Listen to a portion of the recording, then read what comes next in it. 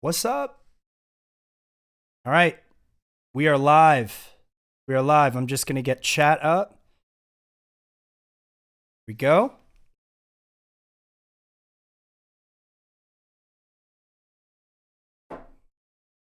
Check 1, 2. Check, check.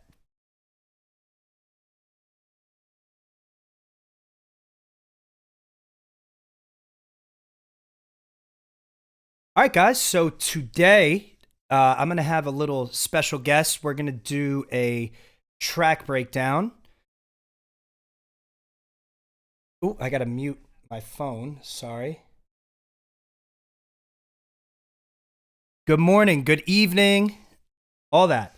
So today we're going to do a bit of a track breakdown, and I'm going to have a special guest. I done a collaboration back in the day. It is with the lovely Rico and Miela, but it's going to be Rico. We're gonna kind of talk over some things in a session, talk about things, answer some questions, anything that you guys may have. So feel free to chime in. If I'm looking away, it's still because I don't have a dual monitor set up yet, and I'm trying to figure out the whole thing. So bear with me. Alrighty. Let's see. Rico, can you hear me? All right. Yes. Rico can hear me. So we are going to go over to see if this works. Okay. Boom. All right. Rico, you are live. What is up, man? What's up, dude? How's Good it to be going? here. Good. Been in the studio working all day, getting ready for a show coming up. So, All right. Where's the show at? I can't quite announce it yet. Secret. Nice, Secrets. man. Yep. Nice. Well, if you guys don't know, me and Rico, we've known each other for quite some time now. We've been working quite a bit recently on finishing a bunch of tunes together, and he's really like a mentor to me. Oh no, dude, you're a mentor to me. Well, thank you, man. But yeah, we've been working on a bunch of crazy stuff, and it's been a lot of fun. So yeah, Rico, do you got any updates or anything that you want to tell everybody? Well, there's definitely some really big stuff in the pipeline that I'm gonna keep a little close and not say yet. But we do have a show coming up. I know we got booked for a festival this year also. Awesome. You've heard some of the new music without giving too much away. I think I have. I'm proud of it. Yep. I'm really proud of the stuff we've been doing. Yep. So, yeah, man, just all of that stuff that's kind of like right on the horizon that I think we're going to be announcing that I'm very proud of. That's awesome, man. That's awesome. And by the way, people are asking if you have the chat open. So I don't know if you have a second window. If you want to go to live, you could. You know what? I'm going to do that right now. Cool. Because I did not yet. Yeah. So let me just get on Twitch. Hopefully, I don't think you can hear my system audio, which is the hope. It's okay. All right, so let me pull up this chat. By the way, guys, we are in this program called Muse. It is low-key one of the coolest things ever. It's basically this collaborative platform that allows people like Rico and myself to work together. So like right now, I'm only screen sharing to him so that we could get his video. It's basically like Zoom, but we could actually work in each other's DAWs, and he could control everything on my end. He could actually record from his house, and it will record into Ableton on my end, which is pretty crazy. So I don't know if you guys are collaborating or whatever, but you guys definitely should check it out. Okay, so I am. Okay, got it. I was on Twitch. Oh, okay, got it. Yeah, we're streaming on YouTube. Yeah, okay. Hey guys, what's up everybody? Yo, Rico and Miela and Millennium. That would be a dream one day for sure. Yeah, that would be sick, wouldn't it? Yeah. Yeah, so Big Guy, what's going on, man? Nice to see you here again on Wednesday.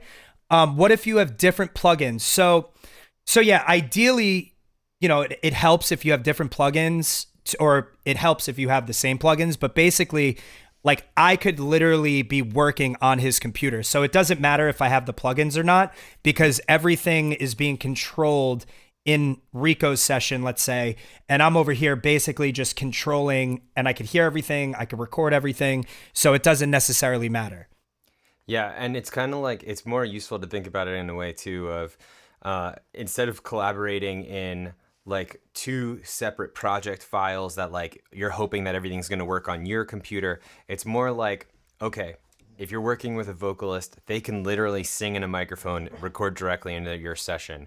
Or, you know, if you're working with somebody and they have an idea to play a piano part, they can control MIDI that's in your session, and it'll just send the MIDI to your session, play the sound that you have open. And then, yeah, like Kevin was saying, you can literally, you know, control the screen, go through stuff. I've been using it in a way like teaching lessons and being able to just see the other person's screen, very easily suggest things, drop MIDI right into the chat, into their, and they can just drop it straight in, drop samples in. So it makes it very easy to collaborate. It is on Windows and Mac. And they just updated like today to be like better. It still has its glitches. It's still in beta, but it's free and it's like better. It's better than being a like trying to do this on Zoom. So yeah, absolutely. And yeah, big guy, definitely where Rico is way more involved in like the teaching. Me and him have been talking quite a bit, and that's something that I'm definitely interested in getting into is, you know, basically using this to give like 1 hour lessons. So I don't know. We'll see. Yeah, I think it's definitely, it's great for it, and it makes it awesome. Hey, honey, this is my dog. Hi, honey. I think she wants to get out. But yeah, so it's been an awesome thing to be able to work on stuff together. I'm gonna let her out of this room. I'll be right back. Cool. Thanks, guys. KDrew is my dad. KDrew is the universe. Thank you. KDrew is KDrew. Well, that is correct. Bye. Yeah, Rico's doing private lessons. I'm about to be getting into the private lesson game, so we're gonna be streaming quite a bit together, doing potential track breakdowns and talking over some stuff. So yeah, definitely gonna parlay that into potentially doing some lessons, man. But so Rico, why don't we? I don't know. Do you want to get into a track breakdown a little bit? And yeah, I mean, I know you saw this whole thing. Worked on this quite a bit in front of you, and of course, like the way me and Rico work, we constantly are in the same room, just putting in our feedback and giving like the little details that nobody is ever going to hear, but mean the world to us and drive us crazy. So yeah. It's like so funny. I feel like you and I in our sessions go so deep into sounds and just things that like are just for us. They're literally just for us at this point. Yeah, little minor like stories in between each sound. It's pretty funny. So, all right, cool. Well, hold on. Let's get a level check real quick. Let's see. I think that should be working on your end.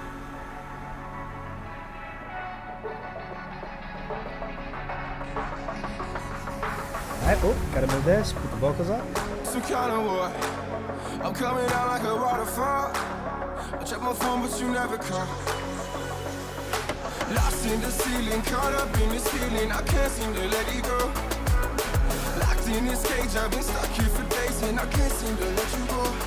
You pull me up and I put you down. You gave me love, then I stole your crown. You let me in, then I pushed you out. Pushed you out, pushed you out. Come let me back up. Awesome, working for the stream. Oh, getting a little bit of that. Hold on. We probably gotta disable a couple things. OBS does not like stuff on the master. It is okay. Let's see. We'll do that. It's okay. It's gonna sound the same, guys. See? Yeah. We'll just give it a little more volume.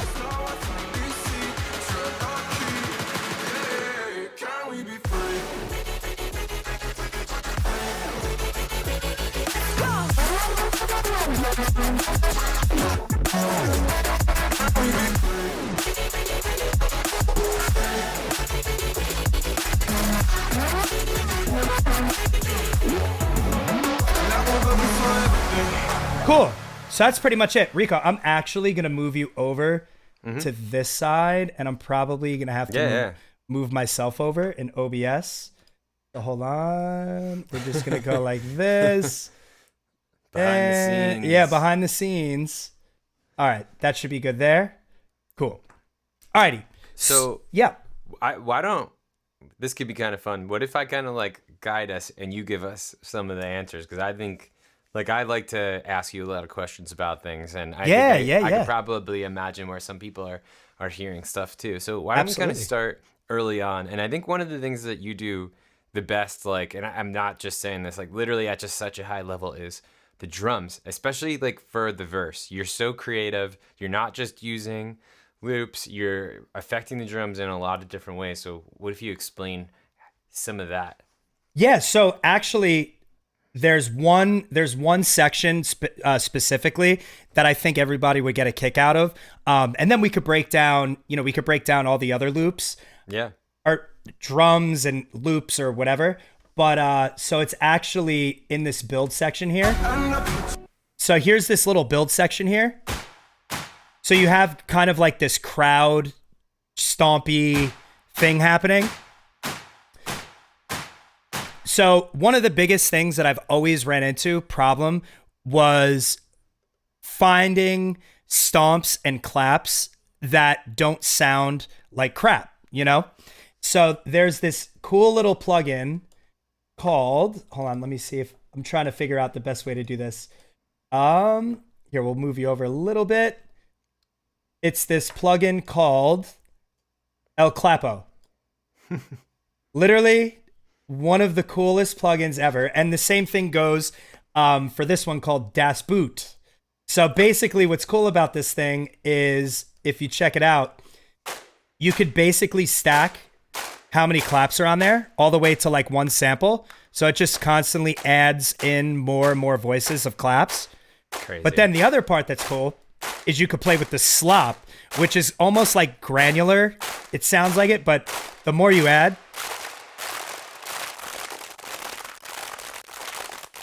it's just all over the place. So between that and some stomps, it's the same thing goes with the stomps. Oh, gonna move this over real quick. Das Boot. Same thing goes with this one. Super, super helpful. So you have the same thing with all of the stomps. You could add your slop. Pretty crazy. So that's like a fun little thing in here. I probably just messed it up, so I won't save it. The other thing with drums is, I don't know how many of you guys are using Ableton, but this is like a super, super helpful. This is a super helpful way of organizing your drums. I'm going to continue to move Rico over a little bit, but we have here basically just preloaded kicks and stuff that I have. But what I love about it is, now we can move you over again. I got to figure out a cool way to like keep you pins so that I could try doing like, just move the bottom of the thing up a little bit, maybe, so that way it's not in your way at the bottom. Got it. Let's see. There we go. I think it might throw mine off, but my video. And you can maybe just move your video up a little bit too. Yeah, let's do it. Sorry, guys. We are figuring this out. Real time. Okay, I'll just do that. Boom. All right, good enough. Cool. So Ableton Drum Rack, super helpful. What I like to do a lot of the time, Rico, you've seen me do this all the time, is I will basically take my kick sample, but then I'll duplicate it, because a lot of the times people will start to layer drums and they'll start to layer other transients and stuff in order to get it to smack. Hold on, someone's saying please center it. Hold on. The camera? Hold on. Please center it. Let's see. Is that maybe there? Is that better? Your camera is a bit down. Sorry. All right, getting there. We'll perfect it. I promise. I promise. But so yeah, basically with Ableton, what's really cool about it is if you duplicate in drum rack, and I think this is simpler, you have this control over here called pitch envelope. And what you're able to do is it basically just duplicates the kick. But if you turn your pitch envelope on and you take the amount and you start to raise it up a little bit, you start to get this transient, because it's basically just pitching it alongside this envelope. So if you play with this envelope a little bit, you'll get all different types of transients, basically. So it's a free transient shaper. And then when you mix it in, you have this extra bit of transient that actually helps your kick punch through the track. So like that's one cool little tip. Yeah, can you maybe like play like solo the drum group and the kick and snare so everybody can hear us? Yep, absolutely. I would do, yeah.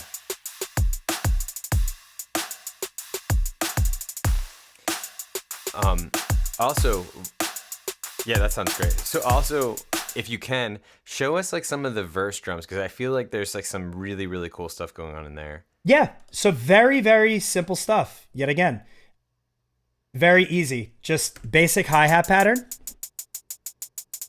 with there's some grain delay happening over here to the hi-hats. A lot of the times, like I find transitioning hi-hats or any type of percussion with grain delay is a cool way of, rather than just like filtering it out or reverbing it out. So this kind of goes like it does you this like broken sort of sound. Yeah, like falling apart in a way. Exactly. It breaks it up as it transitions into the next section.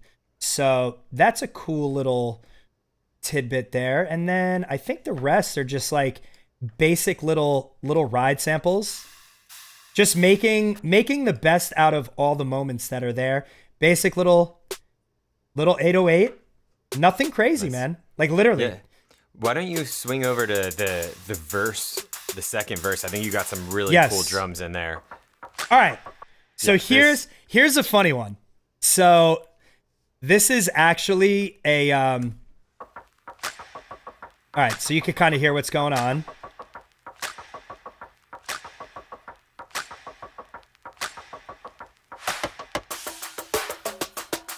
Yep. See? Yep. This is what I'm talking about. So there's got to be I know you're probably doing something in there with either like frequency shifter, corpus, or what are some other ones you use? Spectral, time, right? There's definitely some cool stuff I hear going on. So maybe talk about some of that. All right. So the first thing we got is this one sound, and I don't condone anyone smoking or vaping or whatever, but this sound is pretty funny. Basically just took my vape and we're getting a little freeze. I took a vape and then I just processed the hell out of it and turned it into a loop. So like this is a super useful tool, believe it or not, because it kind of just like holds that rhythm a little bit. Then what else do we have? Oh, sorry. Forgot to put it on do not disturb. So then we just have basic other stuff. Like basic bongos. I don't even think I process these, Rico. They're just great little body. And then I think here actually, this one I did process. This is probably what's giving you that tonal. I had to freeze it. So this one's just kind of got like a grain delay with a little spectral. I think it's spectral. Just that one plugin in Ableton. Yep, stock Ableton. And then let's see. Drums. Yeah, just a couple open hi-hats. I mean, very minimal. Very minimal. But it's minimal, but it's not minimal. I think it's minimal for you. Yeah. But it's like actually everything has this great job that it's doing in here, and it's like there's a lot going on, but it doesn't feel like it. But maybe play it in in context just so everybody can hear what, like, there's all this amazing stuff going on and how it all sums up in the mix. Absolutely. Cool. So I'm going to mute the vocals real quick just so you guys can hear it.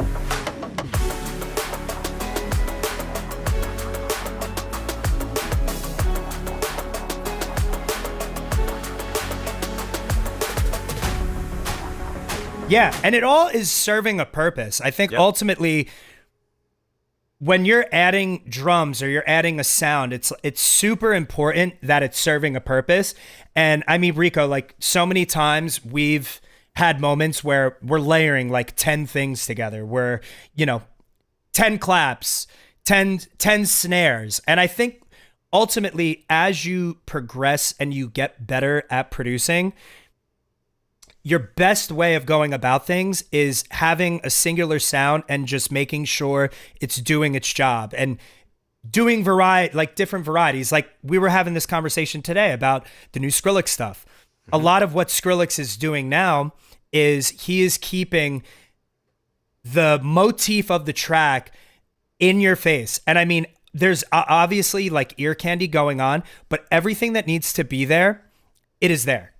Yep. Super minimal, trying to keep things just the problem with like layering is that like there's so much information starts competing with each other. So when the way Skrillex is doing it, and he's been doing it for a while, but now is even just simpler. It's just the less you can have, the more that everything could have its very specific job in a mix.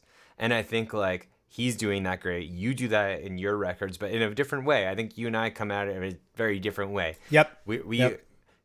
We both do try to recognize to make our songs simple, but at the same time, as you start digging deep into sessions, you start layering things and it brings its own problems. So we both try our best to not be layering 10 snares on top of each other or 10 different hi-hats. If you can do it with one, you're going to get a better mix. Yeah.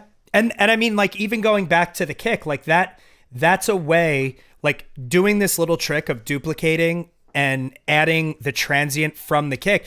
It's just going to save you so much visual bandwidth, because like back in the day, it'd be layering literally like a hi-hat, this layer, a noise layer, a body layer, a transient, like all of these different layers where it's best to simplify it as much as you can.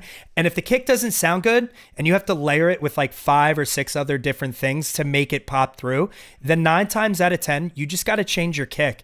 Yeah. Don't spend forever sitting there trying to make something work if it's not working. Yeah. And it's like funny. I was just thinking, I can't remember whose tutorial it was, but it was like, for instance, on kicks, a lot of times maybe you love the body of it and it's working, but the transient's not there.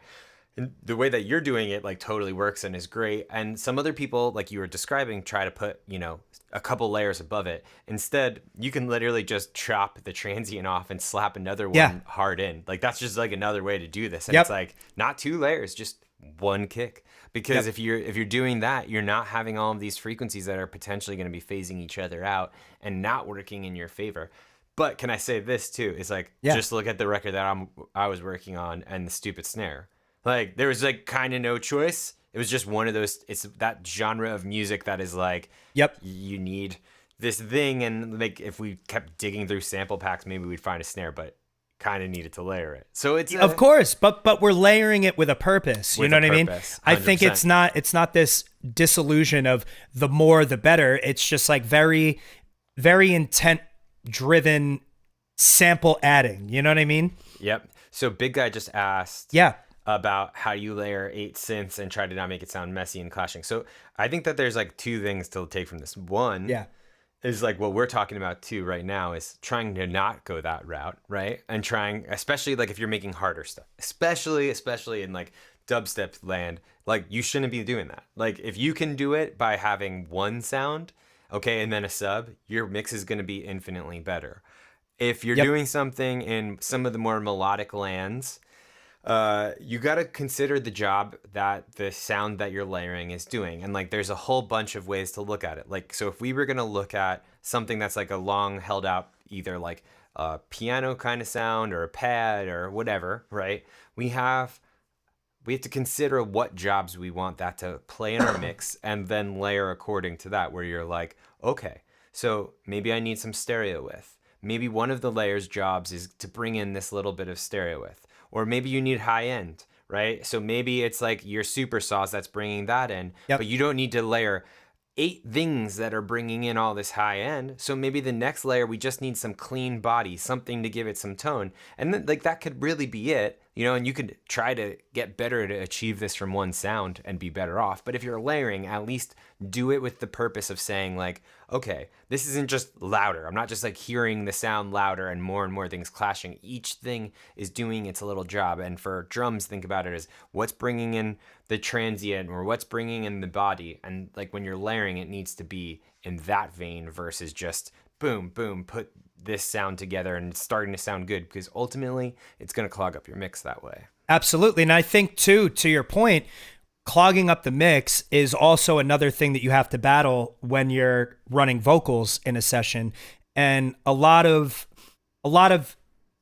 sounds that, like if you have a super saw, for instance, it is filling the spectrum like completely. So you have to figure out ways of making room in order for your vocals and stuff to fit in. I mean, a lot of the times you could get away with it, but I think for this one, I don't have it because these synths were a little low.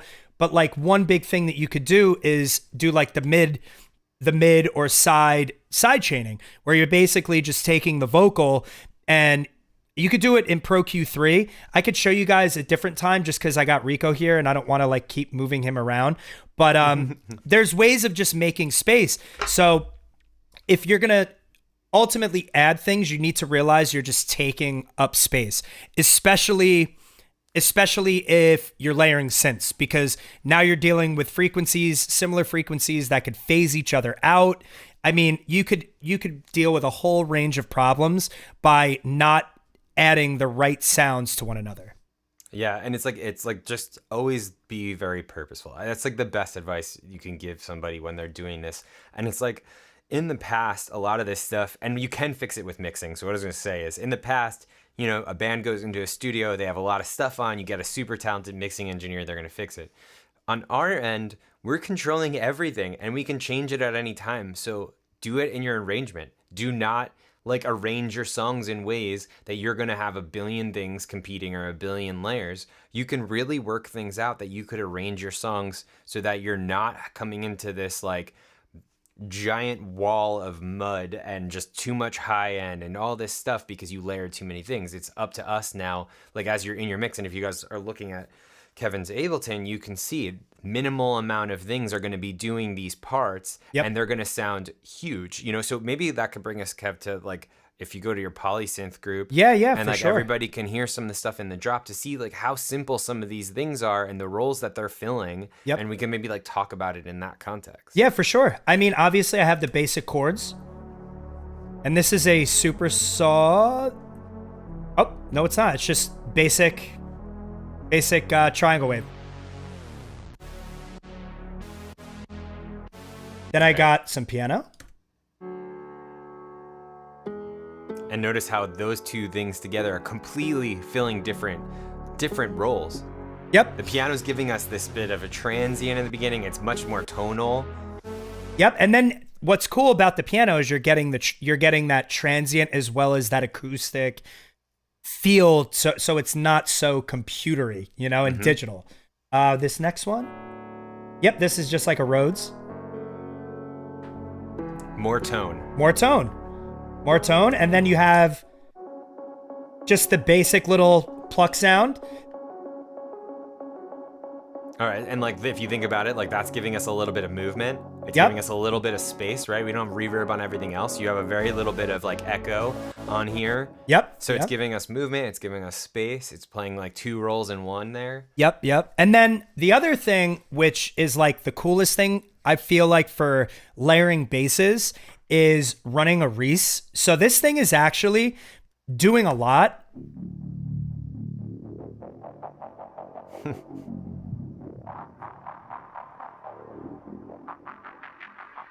So all together, like these are... So you're getting these offbeat things because my rate for the Reese isn't really set to anything. So it's not, it's just set to like this random hertz. You know what I mean? So the higher it goes in pitch, the higher it goes in its rate, but it's not set to anything. So what you're getting is this offbeat thing that's almost like filling the gaps in ways that's musical, if that makes sense. So then all together,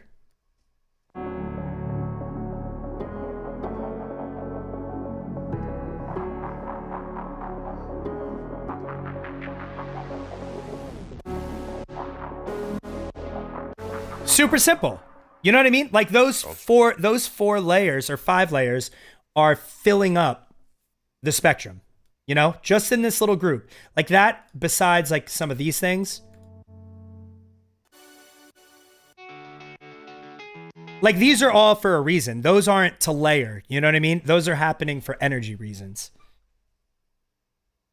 So is it modulated to the pitch? So this one, yeah, basically with this one, it's modulated with the pitch. Yep. So the higher it goes, the more the LFO modulates. Nice. Yep. Alrighty. Now, I think we have over here. Let's see what we got going over here. All right. So as you can see here, I drop out 2 of the synths. I drop out the piano and the Rhodes because now it's like a different section. Obviously, I still have like my meat and potatoes of that detuned saw, and I still have like the respace going along with the little pluck, but now I'm starting to bring in other elements rather than just leave them in and let them drone out, because what's going to happen is I'm going to get phase issues, too much just junk going on at the same time, so it's best to remove it. So here, basic piano pluck, classic. Such a good pluck. Yeah, such a classic pluck. This is just to layer, more transient. But notice how much is missing from that to make space, because otherwise if we were to keep and just layer plucks with everything, it would just feel way too muddy. So all you really have there is we're just taking pretty much the transient from it. Yep. You're EQing it way harder. Like you can hear when it's in and out. It's also more stereo, so it's adding a little bit of that. Yeah, and this thing is processed to hell too, so. But see, I even have spiff on here to make sure that I'm getting that pluckiness. I wanted the tone and the basic organic feeling of the original, like one of my favorite plucky poly synths. I wanted that to remain the same, but I also needed to do some work on it. So rather than, go in, dial in a bunch of different things to process it, just find something that layers and complements it. Then we got some gradual ambience just sitting in the background, one tone. So you can see how it's starting to build.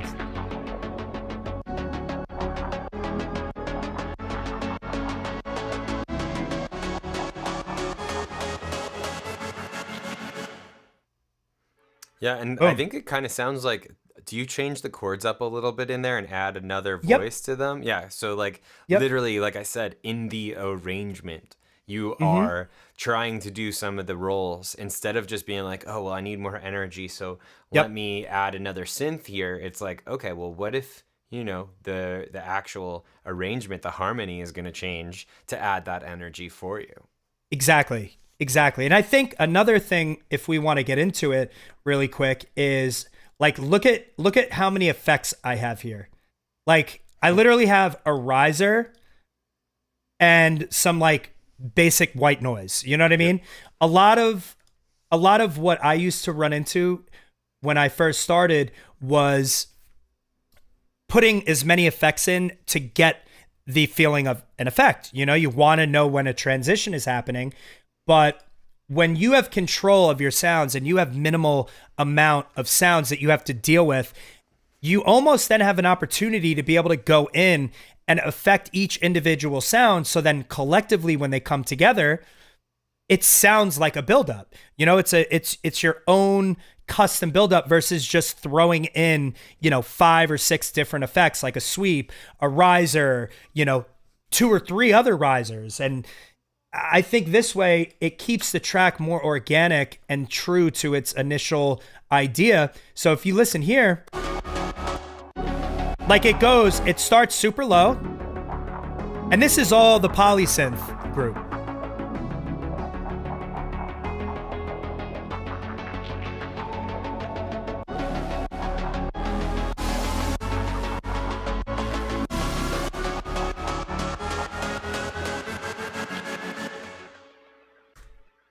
And there's, besides this one thing, like all I'm doing with this is pitching it up. That's all I'm doing. So that's like technically, I guess you can call that a riser, but it's really just the ambience that's sitting there the whole time. Nice. Yeah. Maybe we could jump into some of the stuff like you're doing with the lead and everything in the drop. Yeah, for sure. I'm sure everybody will be super interested in. You need the drop. The drop. Why don't we play it real quick again sure. so we can hear it? Can we be free?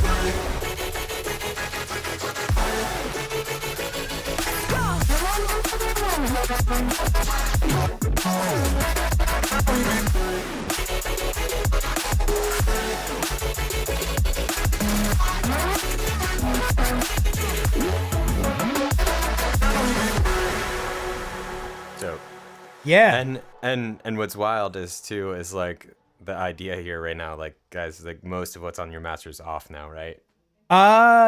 Pretty much. Yep. Yeah. So. Yep. Like. All about the mix. Yep. All about the mix. So, all right. Obviously, the main sound we have is this.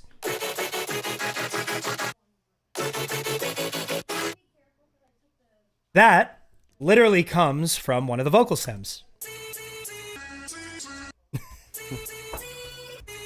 So all I did was take this thing. I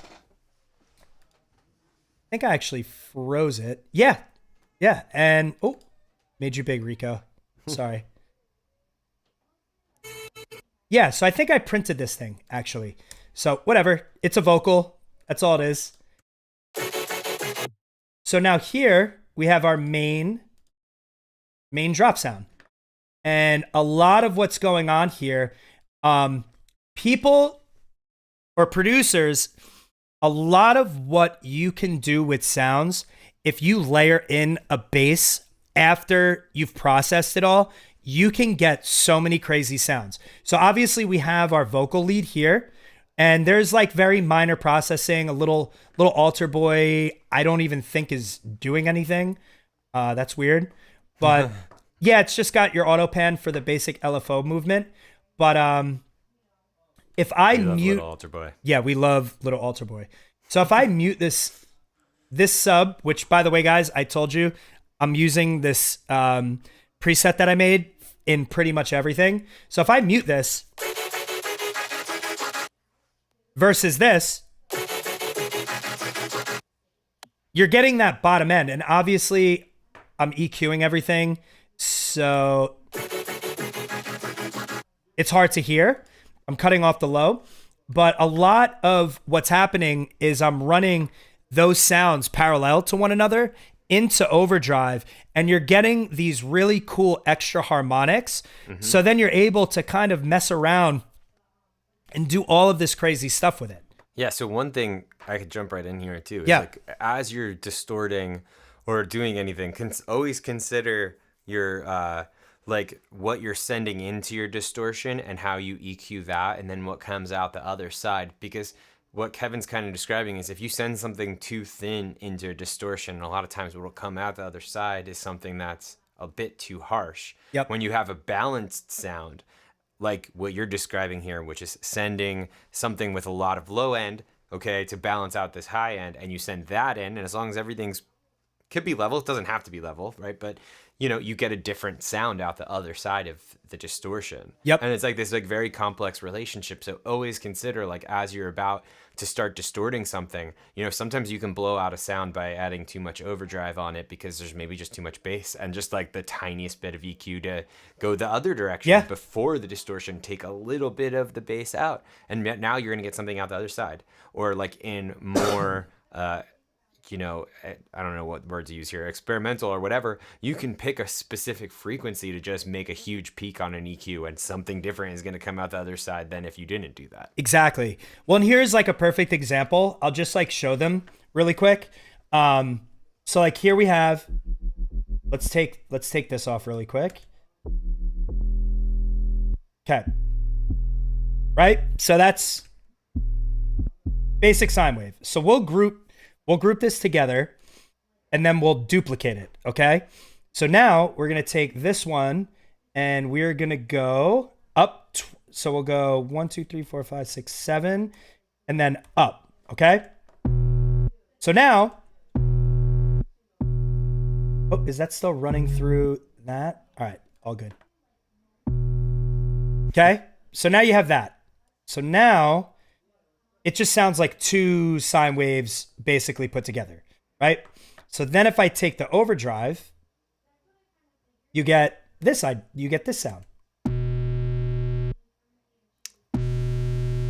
Then if I start playing with the transposition, obviously that sounds like crap.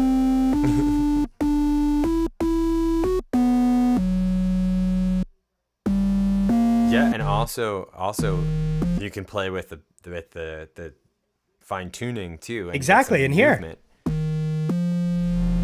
Like that's one of the things. That's one of the fun things that I always do, Rico. Right? Like come in here and start to play with the. Like, obviously this sound sucks, so it's all good. All right, we'll move on. So yeah, basically on this sound, it's all of this post-processing. Like if I take everything off of this,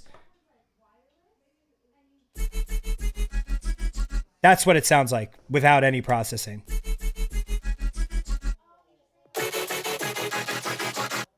Completely different, you know?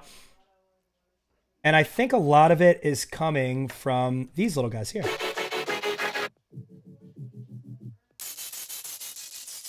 Basically just splitting the bands, you know? And I think for this, I'm really only vocoding the middle band, and I'm trying to keep the low one as clean as possible. Obviously OTT, all that good stuff, and a little bit of erosion, give it some white noise. But it's pretty simple. Like it's not that crazy. It's more the melody. Like it's one of those things that if you played on a piano, it would be the thing that sticks out to you. It just happens that I use this sound to almost broadcast and shine that melody, you know? Sounds sick. So what? All right. So that's our lead sound. Yes. Then I think we got this guy over here. Yeah, there's one. Why don't we see that one? Yes. Okay, so this is a phase plant. You know the deal with phase plant. Phase plant is another day. Phase plant's another day. This one, you could literally go down the rabbit hole with this one and just create all these different sounds. So yeah, this one, I can't really get into how the sound was made because, to be honest, a lot of the times when I'm sound designing, I don't even remember how I got there. It's like you're just sound designing and it just happens to become that thing. So I think with this one, a lot of what's going on, it's just like basic automation, form and shifting, then some vocoding. Playing with the formant a little bit on it, giving it a little bit more of like that watery, vibey sound, you know? and then running that parallel to one another. Very simple. Yeah, and why don't you talk a little bit to, I think, you only have one vocoder on here, right? Yes. And you're just vocoding it to... So one of the things that you can do, I'm sure like you guys already know this, but a lot of times you'll use more than one vocoder because like you'll have one like this using an external carrier. And like one of the ways to get this sound, just to kind of walk everyone through, is making sure you have your attack and your release super short. The depth will give you different effects as well. Yep. But if you notice, he's automating the formant to really emphasize like some different kind of timbres, I guess, in the sound, right? And then another thing that you'll usually do is just use it as a modulator, right? Even after you do this, you'll put a second one on there to get some more of that sort of watery kind of thing going. Yeah. I mean, if you throw one of these on and you just go modulator, delete automation, you can hear. And a lot of the reason why people do this is because you're able to shape the sound a little bit more. So there's all that watery, you know? Nice. So then once you start hearing that stuff, though, you just apply it. So really you're just playing around, trying to make a sound cooler, I guess, you know? Make it as interesting as possible.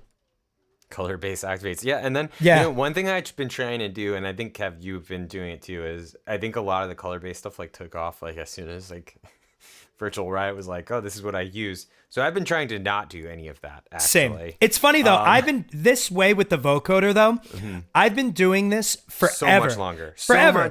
So much longer before Pitch Map. You showed me this. Yeah. And then everything with Pitch Map sort of like happened. Then I was like, okay, well, this way is still cool. But another way that I've been doing has been to do this and then print it straight out. Yep. And then run it into like some grain delay stuff or into some kind of heavy distortion things and trying to get just really weird, totally different things. And I don't really know genre-wise where some of that shit falls, but like I think you can get some really great sound design sessions starting from this place now, but you need to take it to the next level because it's been...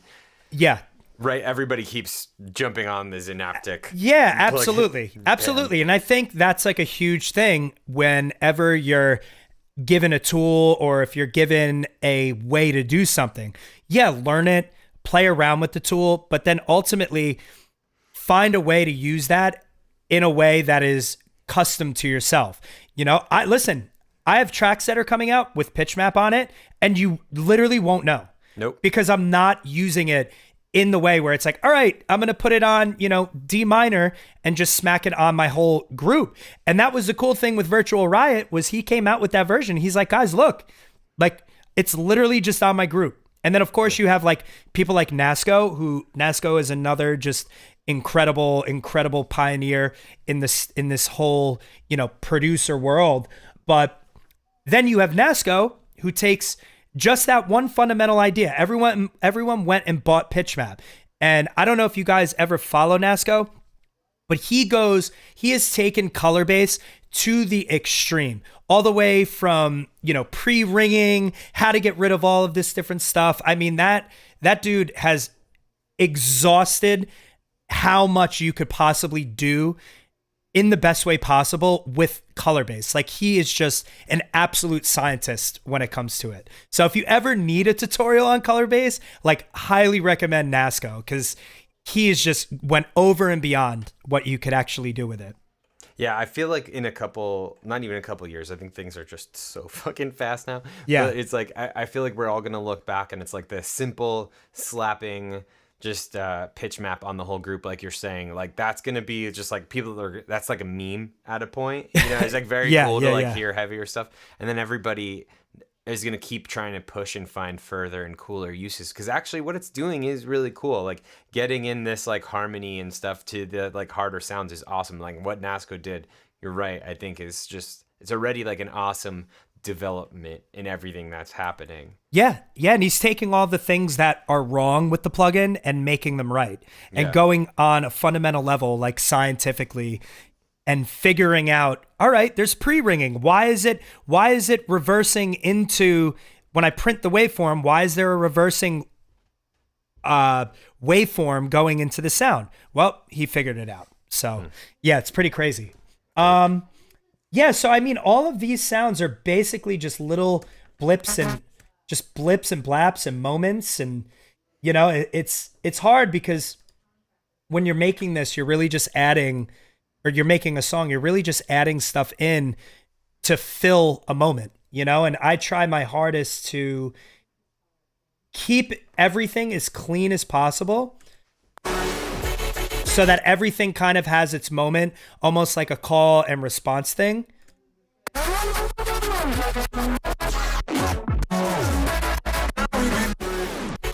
You know what I mean?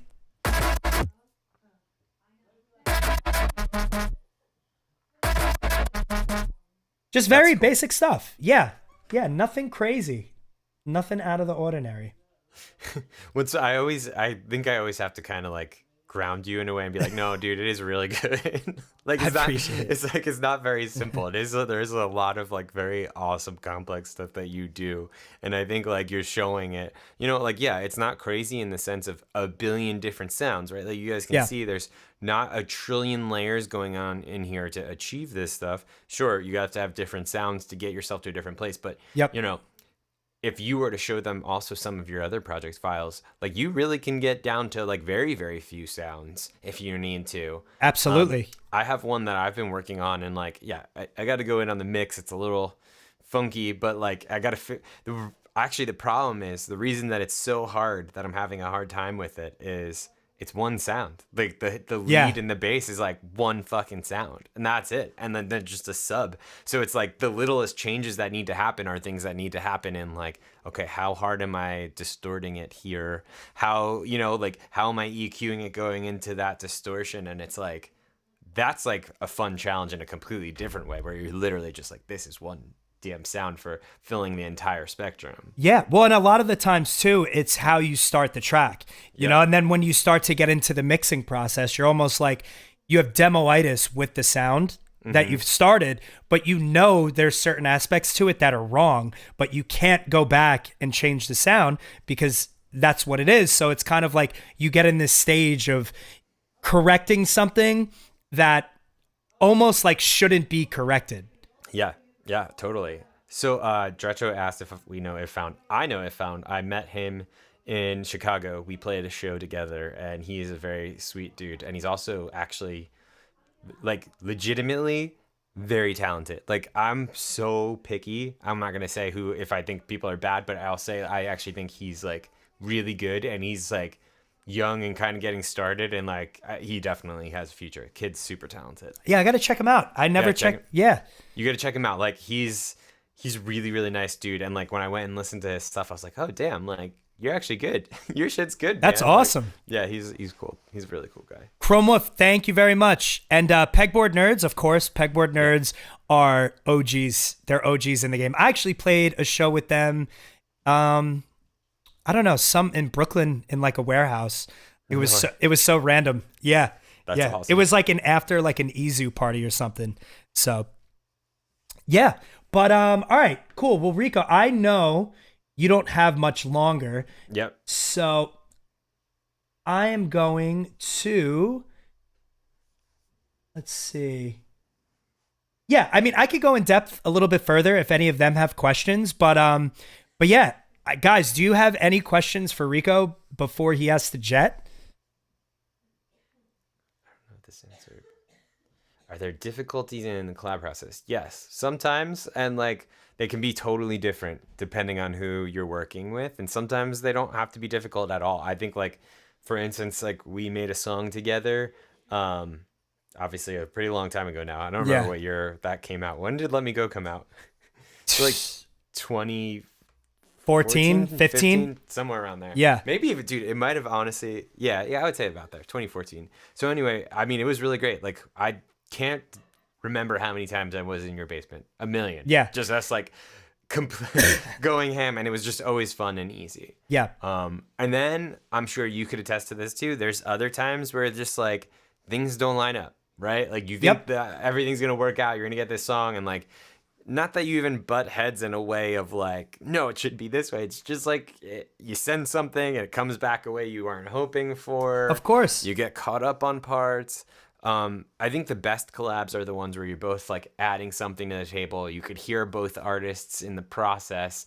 They enjoy each other's music. They enjoy what's coming out of it. And then other times, yeah, like the harder parts are, you just sometimes don't always match up. Yeah. Well, and I think too, a lot of the times with collaboration, and we've had those moments too, where I'm sitting there and I'm working on something. I'm like, Rico, don't worry. I know this sounds like absolutely terrible right now, but I promise you, what I'm hearing, if as long as you just stick with me, like we'll get there. So as long as there's communication and you're not having like this big ego trip while you're working on music, and you could kind of laugh about like, yeah, man, this sounds terrible right now. Like this is not good, but I promise you in like 15 minutes, this will be cool, Yeah. I remember specifically like when we were working on Let Me Go, there was like, the bass in the second verse, the really cool bass line. Yeah. Yep. At first, I was just thinking to myself, like, I don't know, like, how's this go? And it was like it was early in our process, like, so I didn't really like know your process yet at the time. Mm-hmm. And I was just thinking, like, this doesn't feel like it goes with this record at all. And like by time you had like. And it was so funny because I literally remember you sitting there and you're like drawing in these notes and it's like doing this like kind of thing. Yeah. And it's just like it's also a live bass kind of like I think it's the Rickenbacker one from Contact. No, probably. I think it might have been Trillion. Oh, was it Trillion back then? Yeah, okay, yeah. So it was probably that then. And I was just like, this doesn't go. And then like as soon as like you had it all mapped out and like had it in the mix, I was like, oh. That's what yeah. And it just like totally worked, do. Yeah, something like that. Yeah. It's so dope. It's even more complicated than that. You have to go back and listen. It's like you're doing this like crazy stuff in it. Yeah. Francesco, thank you. Thank you very much. Thanks, man. Yeah. All right. So I saw multiple times. Favorite pizza. Ooh. Favorite pizza. Favorite pizza. Okay. So. I mean, we're both from Jersey, so it's like we're pretty spoiled with good pizza. Yeah. So that's a tough question. So I don't know if I could answer this like just like with one pizza. So I think do you like Brooklyn Square? Bro, you took the words out of my mouth. Brooklyn Square, upside down. It's one of the best. It's one of the best pizzas in New Jersey. Yep. Then, dude, there's a couple places around here that are also really good. There's this one called Rosie's that's like extremely popular, and I feel like it got like the Barstool thing. But then if I had to give like one slice that people might make fun of me for is artichoke basil in New York. It's like really good and like but some pizza people will be like that's not pizza, but it is really good. Yeah. Chrome Wolf, my day has been great. Thank you for asking. And then we got Big Guy. About pineapple, I think.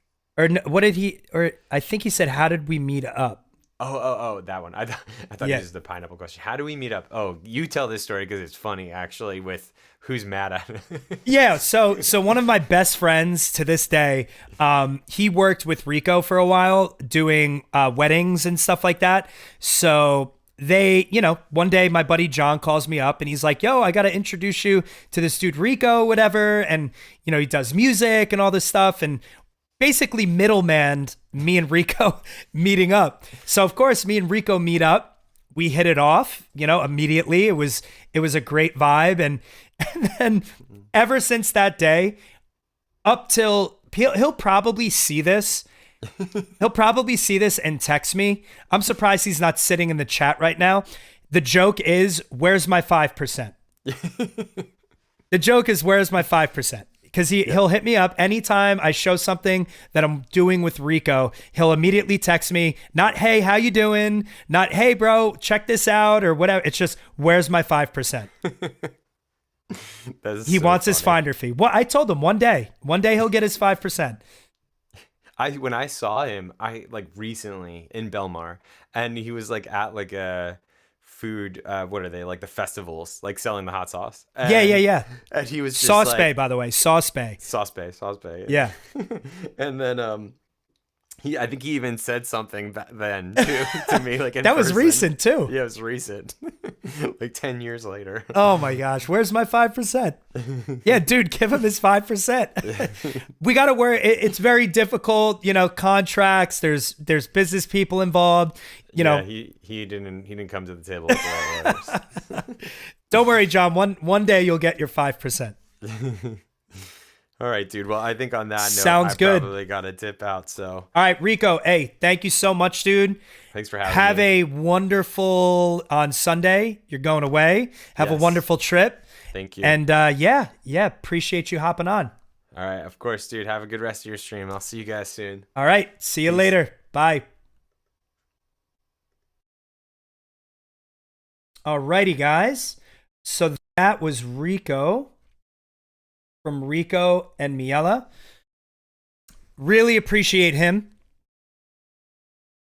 He is super, super vital in a lot that I do. One of my great friends, and just like you guys could tell, he's super knowledgeable, and I really value his relationship. So, once again, big thanks to Rico.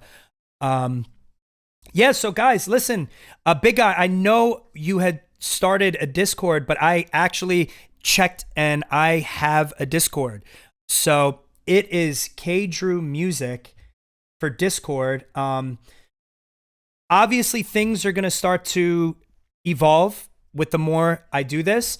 I actually have some equipment coming in. I'm going to start doing some live mixes, and I want to keep you guys updated. Also, I really want to get you guys your music heard on the stream. I'd love to do a review of your guys' tracks. So in the Discord, I don't know, I'm going to do this really quick.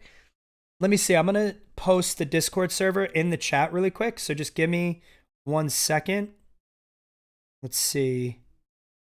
Fight.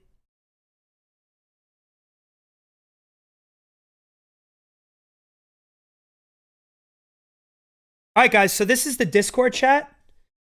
I just posted it in there.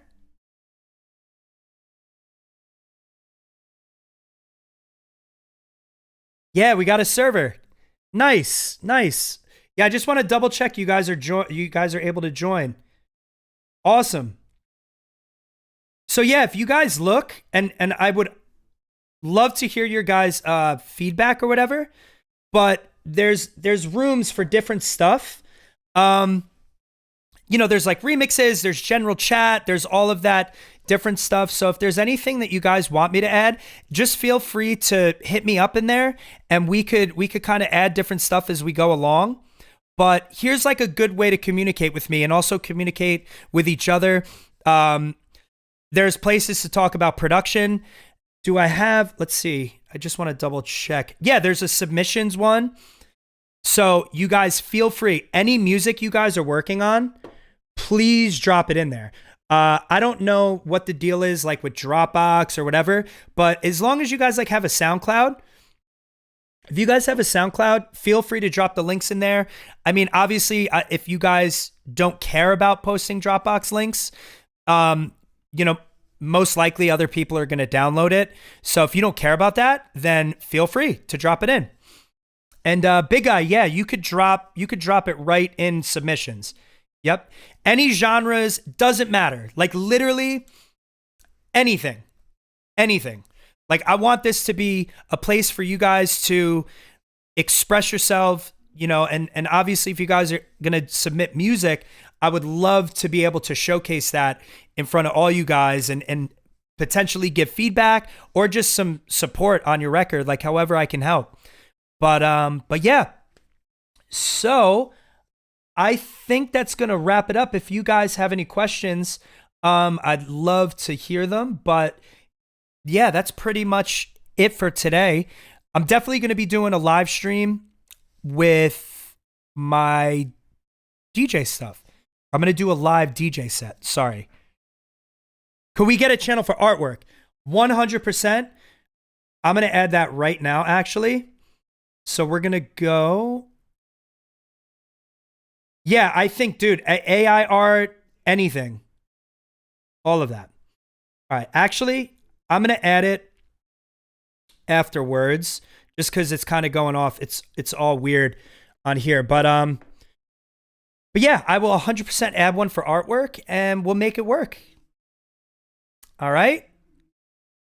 But yeah, guys, listen, thank you so much. Be sure to add the Discord, get in there, and I will keep you guys updated. I'll be in there pretty much every single day, listening to your tracks, getting everything going. Awesome. Yeah, Dreco, of course. I will definitely check it out. Absolutely. Everything that is going in the production, I'm going to listen to absolutely everything. Everything. So, yep. Feel free. Drop it and I will listen. And then we'll do a review, maybe the next stream. We'll review everything. But all right, guys. Thank you so much. Love you all. Appreciate the support. And yeah, we'll keep this going. Have a good one, guys.